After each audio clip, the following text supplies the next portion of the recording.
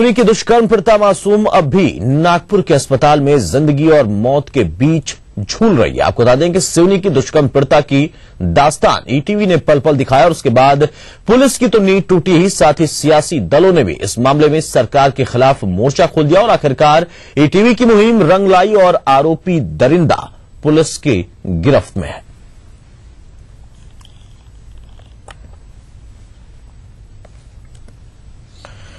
इधर सिवनी कांड के आरोपी फिरोज के पिता अपने बेटे के कुकृत्य पर अपने आप को कलंकित मान रहे हैं। बांका के रहने वाले आरोपी के पिता गांव में सिर उठाकर चलने की हिम्मत नहीं कर पा रहे।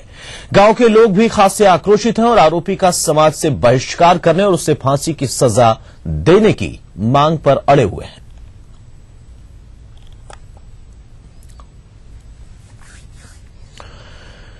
ग्वालियर के गोला मंदिर थाना इलाके में एक 7 वर्षीय मासूम बच्चे के साथ दुष्कर्म का मामला सामने आया। पुलिस ने पीड़ित बच्चे के परिजनों की शिकायत पर मामला दर्ज करने के साथ ही आरोपी को गिरफ्तार भी कर लिया है। बताया जा रहा है कि बच्चा पास के ही दुकान में आइसक्रीम खरीदने गया था और तभी पास के एक शख्स ने उसे पकड़ लिया और इस घिनौनी वारदात को अंजाम दिया।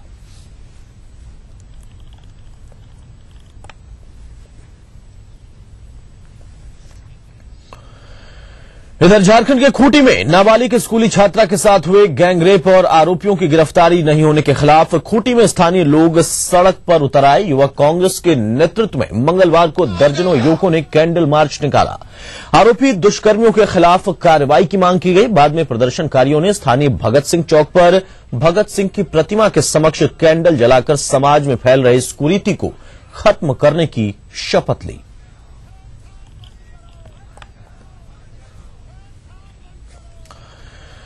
तो दिल्ली रेप को लेकर जारी सियासत की निंदा करते हुए प्रसिद्ध गायिका तृप्ति शाक्या ने कहा कि तालिबानी बयानबाजी और हरकत से लोगों को परहेज करना चाहिए। हमारे कानून में अभी भी काफी दम है, सिर्फ न्याय प्रक्रिया में तेजी लाने की आवश्यकता है और इस तरह की हिंसा को रोकने के लिए पुरुषों को आगे आने की जरूरत है। कानून हो, जो भी सजा निर्धारित की जाए उसे दी जाए, लटकाया ना जाए। जैसे अभी पिछला जो गैंग रेप हुआ दिसंबर के महीने में दिल्ली में, अभी तक उन अपराधियों को कोई सजा नहीं सुनाई गई है। तो ये जो भी कानून बनाए जाते हैं उसको लागू कब किया जाएगा? केंद्र सरकार की महत्वाकांक्षी योजना मनरेगा के क्रियान्वयन में भारत के नियंत्रक महालेखा परीक्षक यानी कैग ने धांधली का खुलासा किया है। कैग की रिपोर्ट में योजना की राशि में हेराफेरी और 2000 करोड़ रुपए से ज्यादा का अस्वीकार्य काम कराने की गड़बड़ी सामने आई है। कैग द्वारा की गई ऑडिट में योजना के लागू होने से साल 2011-12 तक करीब 4070 करोड़ रुपए का काम अधूरा पाया गया। साथ ही कैग ने साल 2011-12 में व्यक्तियों के काम करने के दिन में कमी के साथ ही योजना के तहत किए जा रहे कार्यों के पूरा होने में गिरावट पाई है। वहीं केंद्रीय ग्रामीण विकास मंत्री जयराम रमेश ने कहा है कि कैग रिपोर्ट के आंकड़े साल 2011 और 12 तक सीमित हैं। उन्होंने कहा कि पिछले 1 सालों में योजना के सही क्रियान्वयन के लिए कई कदम उठाए गए हैं, जिससे इन आंकड़ों में सुधार हुआ है। इधर बिहार झारखंड में भी मनरेगा सही तरीके से लागू नहीं की गई है और बिहार झारखंड उन 4 राज्यों में शामिल है जो कि मनरेगा के क्रियान्वयन में फिसड्डी साबित हुए हैं। केंद्रीय ग्रामीण विकास मंत्री जयराम रमेश ने सीएजी रिपोर्ट पर यह बात कही। उन्होंने कहा कि इस बारे में इन राज्यों को चिट्ठी लिखी गई है। साथ ही उन्होंने यह भी कहा कि बिहार में मनरेगा में महिलाओं की भागीदारी खासी कम है।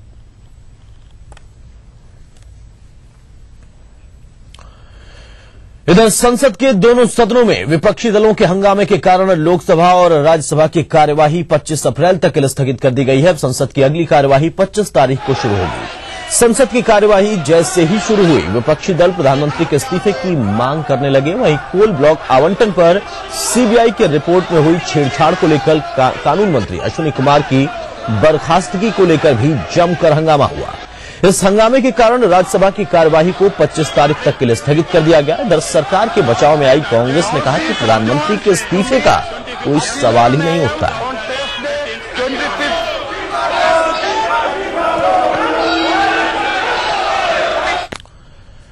चलिए यहां रुकेंगे छोटे से ब्रेक के लिए, कुछ और खबरों के साथ जल्द वापस।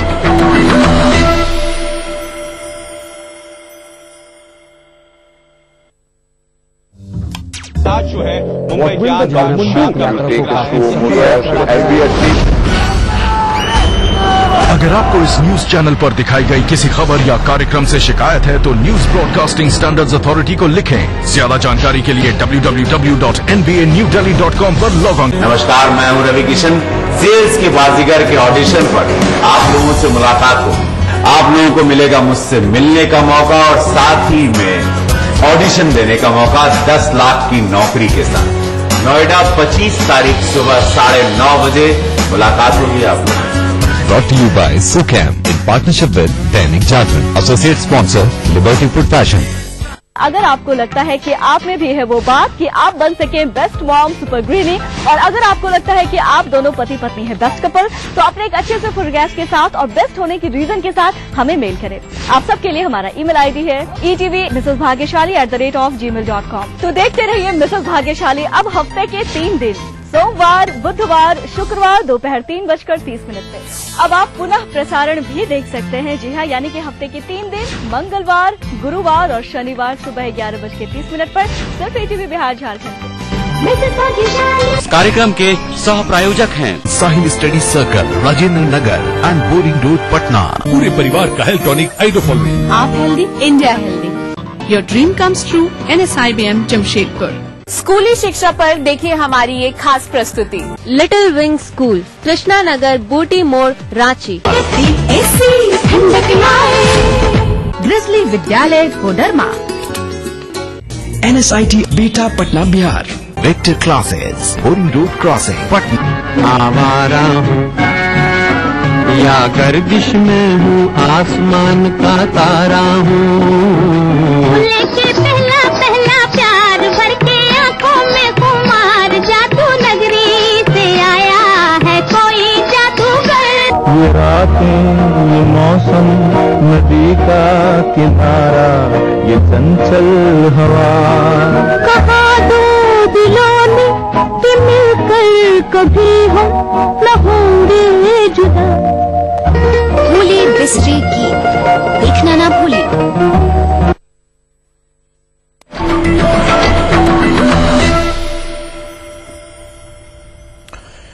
आगे बढ़ते हैं। छपरा के दिघवारा में रामजंगल सिंह कॉलेज में राजद सुप्रीमो और स्थानीय सांसद लालू प्रसाद ने नीतीश कुमार पर हमला बोला। लालू प्रसाद ने कहा कि अपने को गरीबों का हिमायती कहने वाला नीतीश का सुशासन मनरेगा का अब तक महज 20% राशि ही खर्च कर पाया है।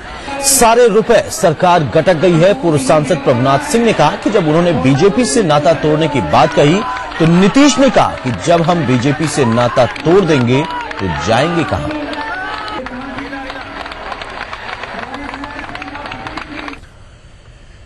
झारखंड के सिमडेगा में अपराधियों ने 2 लोगों की गोली मारकर हत्या कर दी। मारे गए दोनों व्यक्ति फुलेश्वर सिंह और जैनू राय शांति सेना से जुड़े थे। बताया जा रहा है कि जनमुक्ति मोर्चा संगठन के लोगों ने इनकी हत्या की है। हत्या की जिम्मेदारी संगठन के सरगना मंगल नागेशिया ने ली है। शांति सेना के बारे में माना जाता है कि पुलिस के परोक्ष समर्थन से यह संगठन माओवादियों के विरुद्ध खड़ा किया गया था।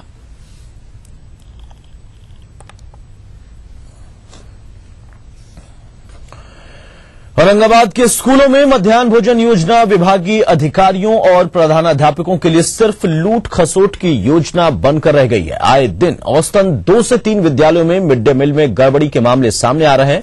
जिले के सैकड़ों स्कूलों में सालों से मध्याह्न भोजन योजना बंद पड़ी हुई है। जिन स्कूलों में ये योजना चल रही है वहां भोजन की गुणवत्ता बेहद घटिया किस्म की होती है और वहीं इस मामले पर जिला शिक्षा अधीक्षक का कहना है कि शिकायत मिलने पर कार्रवाई की जाएगी।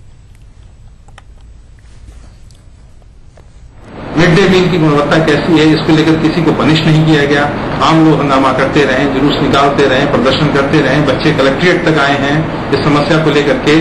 सड़ा खाना नहीं खाएंगे। केवल टीचरों तक ने हंगामा किया है कि जो चावल सप्लाई की जा रही है सड़ा हुआ चावल था, उसमें कीड़े थे, लेकिन किसी स्तर पर प्रशासनिक स्तर पर कार्रवाई नहीं देखी। कितनी जगह इफेक्टिव है और कितनी जगह अभी इनइफेक्टिव है, तो आपने ध्यान दिलाया, इसके लिए आपको शुक्रिया हम अदा करना चाहते हैं।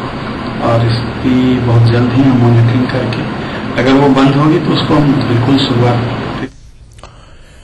खबर हजारीबाग से, जहां पर जाली नोटों के 2 कारोबारियों को पुलिस ने गिरफ्तार किया। पुलिस ने अमृतनगर से 5,76,000 रुपए मूल्य के नकली नोटों के साथ 2 युवकों को गिरफ्तार किया। गिरफ्तार युवकों में से एक राजेश भुइयां इससे पहले भी जाली नोटों के कारोबार के सिलसिले में जेल जा चुका है। पुलिस इस मामले के तमाम पहलुओं की जांच कर रही है और साथ ही कारोबार चलाने वाले मुख्य सरगना की तलाश कर रही है।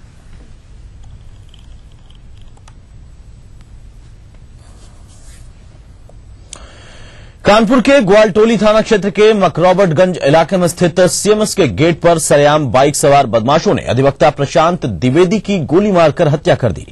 अधिवक्ता प्रशांत द्विवेदी एक एडमिशन के सिलसिले में सीएमएस और वीएसईसी के सीईओ मजहर अब्बास नकवी से मिलने आए थे। जिस समय प्रशांत द्विवेदी सीएमएस पहुंचे थे, उसी वक्त वहां पर स्कूल के चपरासी से उनका किसी बात पर विवाद हुआ। चपरासी और अधिवक्ता के बीच बहस चल रही थी और इसी बीच में चपरासी उनका विजिटिंग कार्ड लेकर अंदर जाता है और तभी 2 अपराधी वहां पर पहुंचते हैं और ताबड़तोड़ प्रशांत पर गोलियां बरसानी शुरू कर देते हैं। जब तक स्कूल के अंदर से तमाम लोग निकलकर बाहर आए, तब तक अपराधी भाग चुके थे और प्रशांत की मौत हो चुकी थी।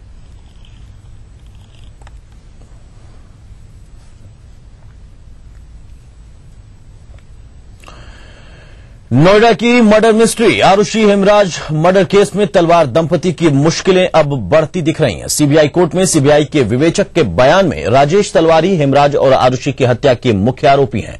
पिछले 4 तारीखों से चल रही जिला में मंगलवार को तलवार के वकील ने हत्या के सीक्वेंस के बारे में केस के जांच अधिकारी एजीएल कौल से पूछा, जिसके बाद उन्होंने कोर्ट में दिए गए अपने बयान में ये अहम खुलासे किए हैं, जिसको लेकर अभी तक स्थिति स्पष्ट नहीं थी।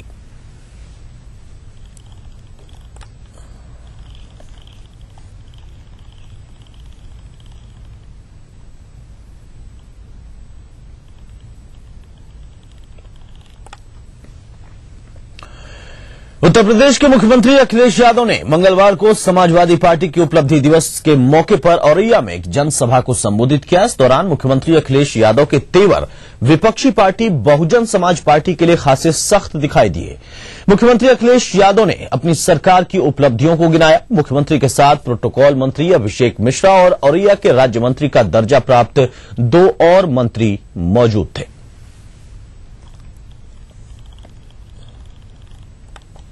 सरकार की उपलब्धियां जनता तक पहुंचे। सरकार ने जो काम किए हैं, किसान को कर्ज माफ करने का फैसला लिया है, सिंचाई का पानी का इंतजाम मुफ्त करने का इंतजाम किया है, बिजली कैसे बेहतर हो, बिजली का उत्पादन कैसे हो, सरकार लगातार काम कर रही है इस पर। बेरोजगारी भत्ता भी मिल रहा है, कन्या विद्याधन भी मिल रहा है। जो समाजवादी पार्टी ने अपने घोषणा पत्र में जनता के बीच में भरोसा दिलाया था, उनको पूरा का पूरा बजट में शामिल कर करके काम करना शुरू कर दिया है। देश की वो पहली सरकार है जिसने कम समय में जनता से किए हुए वादे पूरे किए हैं। राजस्थान में स्वराज संकल्प यात्रा के दूसरे चरण में बीजेपी प्रदेशाध्यक्ष वसुंधरा राजे ने मंगलवार को बारां के अंता और सिसवाली में रोड शो किया। इस दौरान वसुंधरा राजे का जोरदार स्वागत हुआ। वसुंधरा ने कांग्रेस सरकार के कुशासन से मुक्ति दिलाने और फिर से नया खुशहाल राजस्थान बनाने के लिए लोगों से भाजपा के प्रति विश्वास जगाने का आह्वान किया।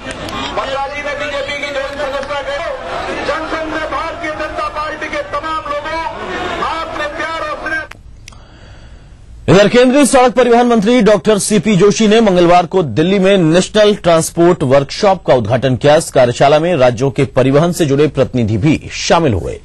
जोशी ने राज्य सरकारों से आग्रह किया कि महिलाओं के लिए पब्लिक ट्रांसपोर्ट को सुरक्षित करने का उपाय हो और सीसीटीवी जैसे उपकरण लगाने पर भी उनका जोर था। जोशी ने राज्य सरकारों को पत्र लिखा है कि काले शीशे वाली गाड़ियों का रजिस्ट्रेशन रद्द करें और इसके लिए विशेष तौर पर अभियान चलाया जाए।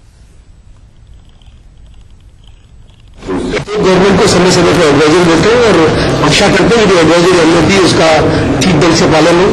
मंत्रालय ने इनिशिएट लेकर 2 पोर्टल बनाए, वाहन और सारथी। इन पोर्टल के माध्यम से हम स्टेट गवर्नमेंट को इंटीग्रेट कर रहे हैं। इसलिए हमने कहा कि 900 से ज्यादा इस देश के जो आरटीओ है उनसे लिंक हो रहे हैं, वो स्टेट से इन चीजों को इम्प्लीमेंट कर रहे हैं।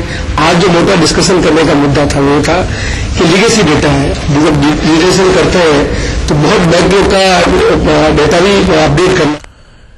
चलिए वक्त एक और छोटे से ब्रेक का, कुछ और खबरों के साथ जल्द लौटेंगे।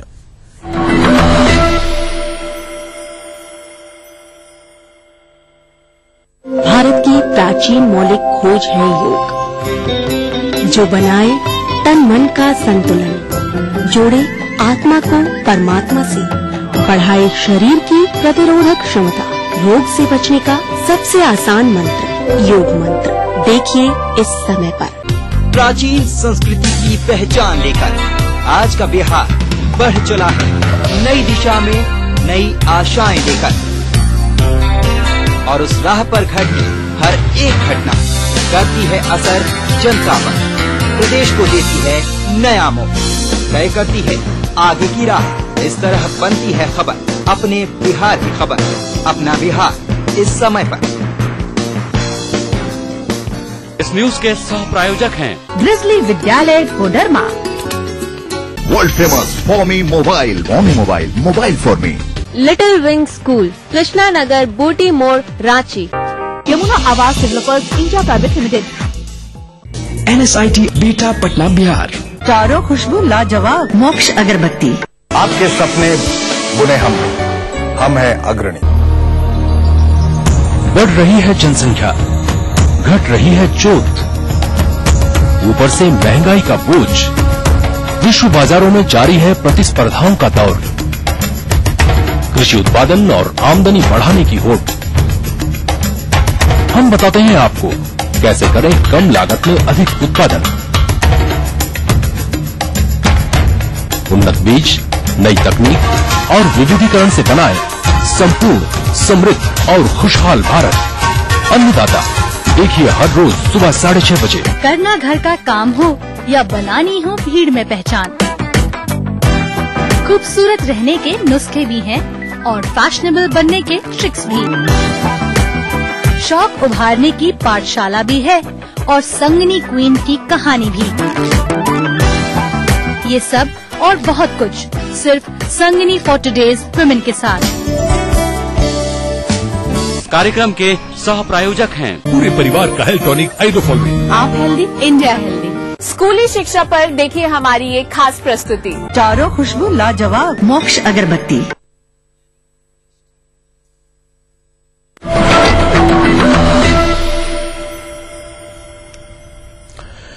आगे बढ़ते हैं। क्रिकेट के भगवान के नाम से मशहूर भारत के लिटिल चैंपियन सचिन रमेश तेंदुलकर का आज जन्मदिन है। सचिन आज 40 साल के हो गए। 2 दशक से अधिक से भारतीय क्रिकेट की सेवा कर रहे सचिन तेंदुलकर के जन्मदिन पर देश और दुनिया में तमाम उनके चाहने वाले आज उनकी लंबी उम्र की कामना कर रहे हैं।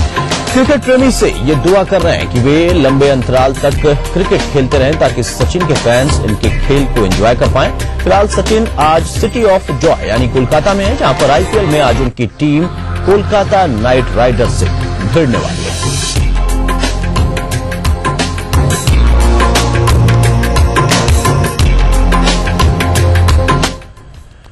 इधर सचिन तेंदुलकर के फैंस ने इलाहाबाद के पंडित मदन मोहन मालवीय स्टेडियम में बड़े पैमाने पर लिटिल मास्टर का बर्थडे सेलिब्रेट किया और उनकी लंबी आयु की, दीर्घायु की कामना की।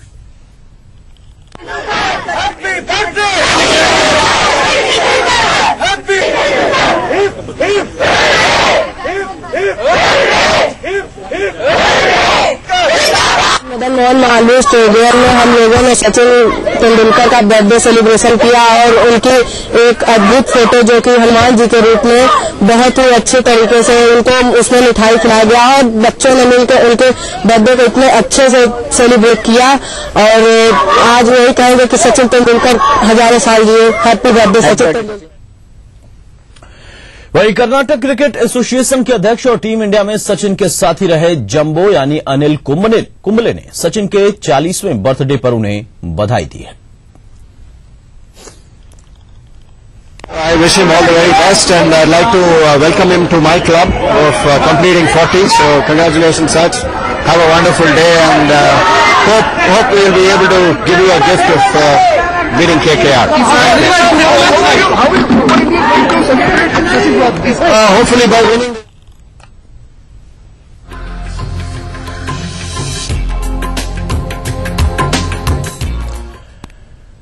धनबाद में पहली बार थांगटा गेम के एशियन चैंपियनशिप का आयोजन किया गया। प्रतियोगिता में भारत के अलावा सिंगापुर, नेपाल, अफगानिस्तान, बांग्लादेश की टीमें हिस्सा ले रही हैं। धनबाद के उपायुक्त प्रशांत कुमार और भारतीय ओलंपिक संघ के संयुक्त सचिव SM हाशमी ने चैंपियनशिप का उद्घाटन किया।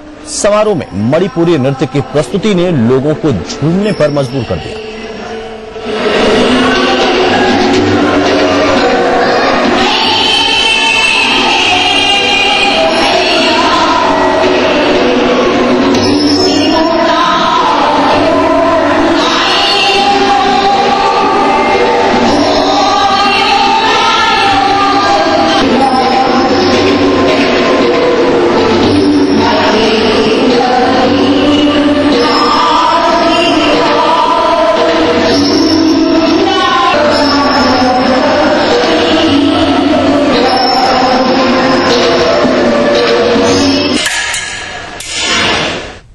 तो चलिए इस बुलेटिन में इतना ही। पूरी टीम के साथ मुझे दीजिए इजाजत और आप देखिए तिरछी नजर। नमस्कार।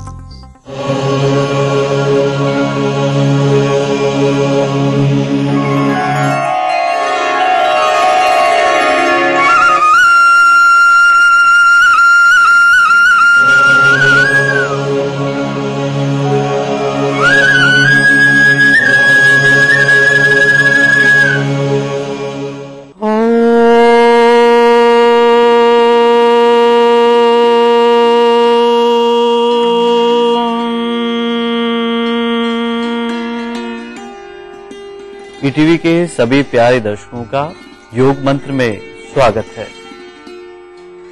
मैं योग गुरु डॉक्टर महेंद्र सिंह और मेरे साथ में है मेरी सहयोगी डॉक्टर नेहा। आज हम करेंगे कानों के लिए कुछ विशेष उपयोगी अभ्यास, लेकिन इससे पहले एक बार फिर से देखेंगे कल हमने जिस आसन का अभ्यास किया था। कौणासन को करने के लिए सबसे पहले अपने स्थान पर खड़े हो जाएंगे। बिल्कुल सीधे खड़े होंगे, दोनों पैर मिले हुए, दोनों हाथ थाइस के पास में रखते हुए। अब धीरे धीरे दोनों पैरों में 1 से 1.5 फीट का फासला कर लें। अच्छे से फासला कर लें, थोड़ा और फासला करें। अब अपने बाएं हाथ को, लेफ्ट हैंड को बगल से ऊपर उठाएं, हथेलियों का रुख चेंज कर लें। हाथ को ऊपर की तरफ खींचें पहले और फिर श्वास को पूरा बाहर निकालते हुए धीरे धीरे अपने दाहिनी तरफ शरीर को झुका दें। दूसरा हाथ की हथेली पैरों को नीचे की तरफ जाते हुए दृष्टि सामने रखें और बिल्कुल धीरे धीरे वापस हाथ को ले आएं, शरीर को सीधा करते हुए हाथ नीचे। इस तरह से बदल बदल के इस आसन का अभ्यास करेंगे। न शरीर को आगे की तरफ झुकाएंगे और न शरीर को पीछे की तरफ झुकाएंगे, अर्थात शरीर को बिल्कुल एक सीध में रखते हुए कमर पर जो खिंचाव हो रहा है उसे महसूस करते रहेंगे।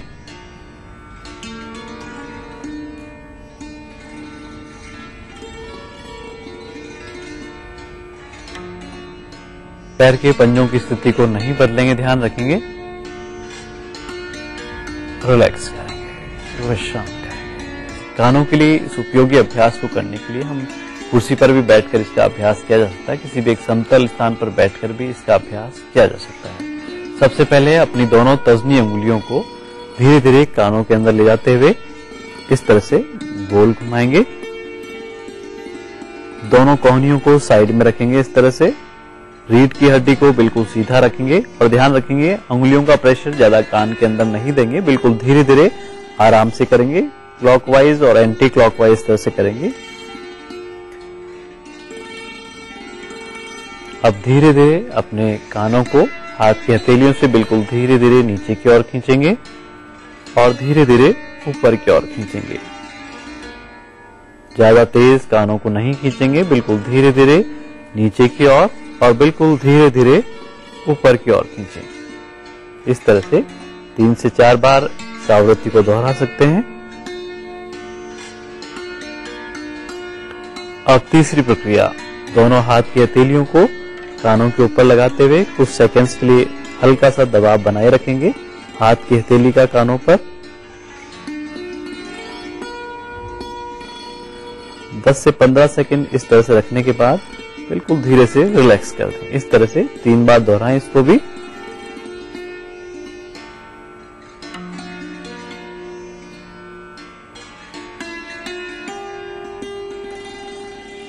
एक बार फिर से करेंगे।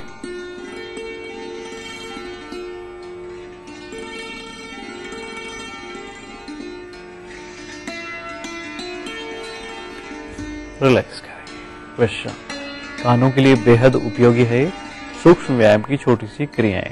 जिनको डबल आवाज सुनाई देती है, कम जिनको सुनता है, वे नियमित रूप से इसका अभ्यास करके लाभ ले सकते हैं। लेकिन ध्यान रखें, जिनको भी कान में मवाद अधिक आती हो वे इस तरह से जबरदस्ती तेजी से प्रेशर के साथ अंगुलियों को इस तरह से नहीं घुमाएं कान के अंदर। आज का योग मंत्र है, जिनको भी एसिडिटी की शिकायत हो अर्थात अम्ल पित्त की शिकायत जिनको रहती हो वे सुबह उठकर बेड टी बिल्कुल नहीं लें। उसकी जगह यदि गुनगुना पानी लेंगे तो उन्हें इससे काफी लाभ मिलेगा। लौकी का जूस नियमित रूप से उन लोगों को पीना चाहिए और खाना खाते समय एक एक गिलास को चबा चबा के खाएं। खाने के साथ पानी बिल्कुल भी नहीं लें।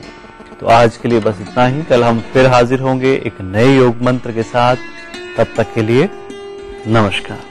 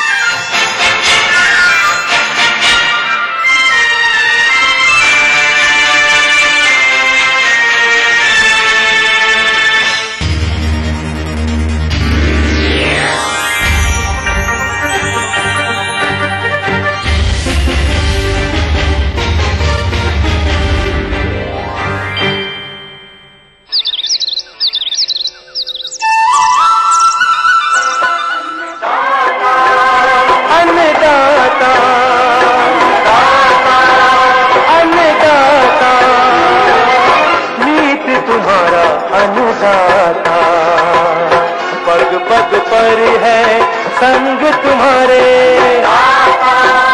अन्नदाता, लहू किसानों का बन के पसीना सींचता है धरती का सीना। मेहनत का तेरी हक दिलवाने, नई तकनीक नई खोज बताने। पशुधन को गुणवान बनाना, पौध सुरक्षा खोज खिलाना, खेती के सब गुर समझाने, भारत का सरताज बनाने। आँख बहरी है संग तुम्हारे अन्नदाता,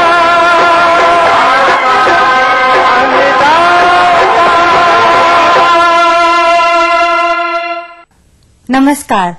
अन्नदाता कार्यक्रम में आप सभी का स्वागत है। आइए एक नजर डालते हैं आज के मुख्य अंशों पर। बौछारी सिंचाई पद्धति पर एक जानकारी।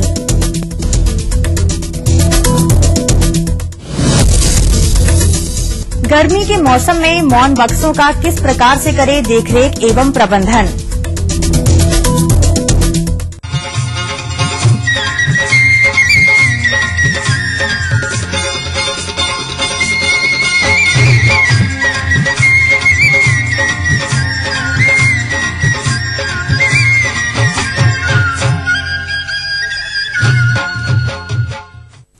जायद मक्के की बात करें तो इसकी खेती प्रदेश में सिंचाई सुविधा वाले खेतों में अपनी आवश्यकता अनुसार किसान भाई इसकी खेती करते हैं। जिन किसान भाइयों ने मक्के की बुवाई समय से की होगी वह फसल इस समय बढ़वार की विभिन्न अवस्थाओं पर होगी।